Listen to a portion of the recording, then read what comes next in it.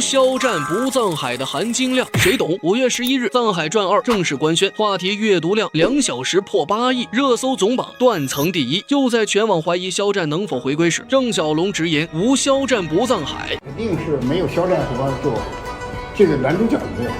那就是藏海的另外一个人。熟悉郑晓龙的业内人士都清楚，这位深耕影视行业数十年，打造过无数经典作品的顶级大导，向来严谨克制，从不轻易将某个角色与特定演员深度绑定。他之所以公开力挺肖战，甚至在第一部开机前特意等了肖战3年，背后藏着对角色与演员的极致认可。其实从筹备初期，藏海这个角色就是为肖战量身定做的，离开他，这个人物便立不住，整部剧的故事也无法撑起来。而肖战后续在拍摄过程中的表现，用无数细节证明了自己与藏海的适配性。藏海这个人物本身就极具特殊性，外表温润儒雅，内里城府深沉，隐忍克制，又背负家国宿命，有破碎感，又有智性冷静，更藏着未被磨灭的少年初心。这种多面且复杂的层次，不是普通古偶男主的帅酷就能驾驭，他需要演员兼具清冷疏离的骨相气质，以及内敛细腻的演技共情能力。而肖战自带温润端正的古典气韵，身形、眉眼、氛围感完美贴合古风权谋文人谋士设定，从气质上就与藏海高度契合。《藏海传》能成为现象级爆款，一半靠精良的剧本班底，一半靠肖战赋予了角色的灵魂。在表演技巧上，肖战擅长用细节留白传递情绪，以克制的表达呈现藏海内心的波澜壮阔。藏海的情绪大多藏在不动声色里，而肖战恰好抓住了这一特质，将微表情和眼神戏用到了极致。郑晓龙就曾特别提到一个细节，藏海初见仇人平津侯时，内心波涛汹涌，外表却要毕恭毕敬，这种矛盾极难演绎。而肖战眼神全是戏，前期会刻意避免与仇人眼神交流，因为他觉得眼神是会露怯的。随着角色成长，心智愈发坚定，后期则转为长时间四目相对，甚至怒视，以展现威胁与压迫感。其中密室跪别父母的场景更是《藏海传》公认的高光名场面，也将肖战的演技推向了顶峰。这是藏海时隔10年后首次直面父母惨死的真实遗骸，当他指尖触碰到父母的人皮，肖战完全入戏，眼睛通红，眼泪止不住的流，甚至出现了干呕、冷汗、手指痉挛等生理性反应，将角色的极致痛苦具象化。而且身处仇人府邸，他连大声哭都不能，只能埋在衣袍下压抑嚎啕，将心中的悲愤极致克制，也让观众更能共情藏海的绝望与痛苦。值得一提的是，这是肖战首部同期声古装剧，为了完美呈现藏海的台词质感，他专门请了台词老师全程跟组，每天收工后仍会在酒店琢磨台词，反复练习古人的语气节奏，学习如何将重音合理分摊，力求每一句台词都贴合角色当下的心境与身份。而这份极致的投入，也让他的原声台词成为剧中多个高光片段的点睛之笔，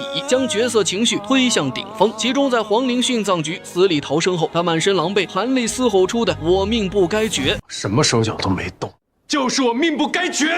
声线铿锵有力，既有死里逃生的愤恨与骨气，更有复仇到底的决绝，瞬间点燃剧情高潮，被无数观众评为高光名场面。从商业与热度层面来看，肖战更是唯一能扛住《藏海传》IP 体量的演员，这也是续作官宣时无肖战不藏海能成为全网共识的重要底气。肖战以势地实力与国民号召力，将藏海从角色符号打造成了具有广泛影响力的文化 IP， 实现了流量与口碑的双重突破。第一季之所以能创下平台史冠的热度峰值，5386万加的会员拉新，以及30.91亿的全网播放量，肖战的国民号召力与路人盘加持起到了至关重要的作用。商业价值上，第一季更是拿下超60个品牌合作，这已经不是普通古装剧的植入体量，而是年度 S 加顶流剧招商天花板。也正因肖战与藏海的深度绑定 ，IP 的超高热度，使第2部还没开拍就已实现招商溢价，被预测招商增幅30%以上，广告单集价值或超3亿，甚至有广告商愿意主动抬价抢席位，这本质上就是品牌方对肖战与藏海绑定效应的认可。所有人都清楚，一旦换角，不仅会引发全网观众的强烈抵触，更会直接拉低 IP 的商业价值，影响平台的核心收益。除了国内热度与商业价值，在文化出海层面，肖战的海外影响力与演技口碑更是撑起了《藏海传》的出海高度，成为 IP 走向世界的重要桥梁。第一季成功覆盖190个国家和地区，拿下 IMDB 9.5分的高分，成为国产剧文化出海的标标杆作品，是肖战让藏海这个角色中国古装权谋文化被更多海外观众熟知和喜爱。说到底，肖战用极致的专业与全身心的投入，不仅把藏海这个角色演得入木三分，更把自己的硬气刻进了这个 IP 的灵魂里。他的专业让藏海从文字变成了有血有肉的鲜活形象，深深刻进了每一位观众的心里。而他与角色的深度绑定，更是给这个 IP 注入了跨越续作的生命力，也让无肖战不藏海这句话从主创的认可变成了全网的共识。这便是这句话最足的含金量。